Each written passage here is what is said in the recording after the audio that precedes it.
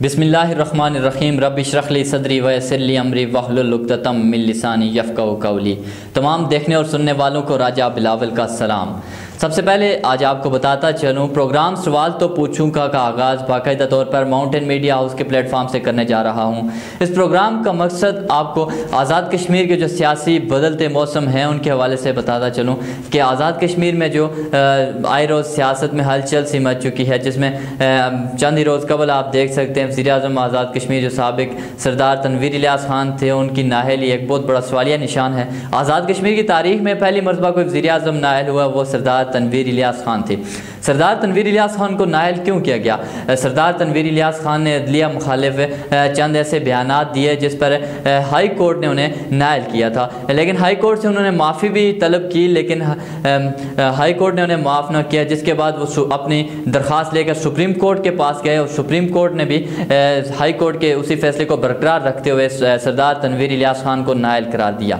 سردار تنویر الیاس خان کی نااہلی کے بعد جو قائم مقام وزیر اعظم منتخب ہوئے وہ آزاد کشمیر کے موسٹ سینئر وزیر خواجہ فاروق احمد خان صاحب تھے۔ خواجہ فاروق احمد خان صاحب چونکہ نئے قائد اعوان کا انتخاب کروانا بھی لازمی تھا، آزاد کشمیر کی اسمبلیاں ٹوٹ چکی تھی، آزاد کشمیر قانون ساز اسمبلی کا اجلاس منتخب ہوا۔ آزاد کشمیر قانون ساز اسمبلی کا اجلاس اسپیکر قانون ساز اسمبلی چودھری انوار الحق کی صدارت میں منتخب ہوا، جس میں پاکستان تحریک انصاف کے جو اراکین تھے انہوں نے تو شرکت نہیں کی، جس کے بعد یہ اجلاس 2 سے 3 روز کے التوا کا شکار رہا، لیکن جس میں پاکستان تحریک انصاف جو 3 دھڑوں میں تقسیم ہو چکی تھی، ایک بیرسٹر سلطان محمود چودھری اور دیگر۔ بیرسٹر سلطان محمود چودھری جو ایک وقت تھا کہ وہ مضبوط پوزیشن میں دکھائی دینے لگے، جیسے انہوں نے اپنا جو امیدوار میدان میں اتارا تھا وزیر اعظم کے لیے وہ چودھری رشید تھے، اور اچانک ایک روز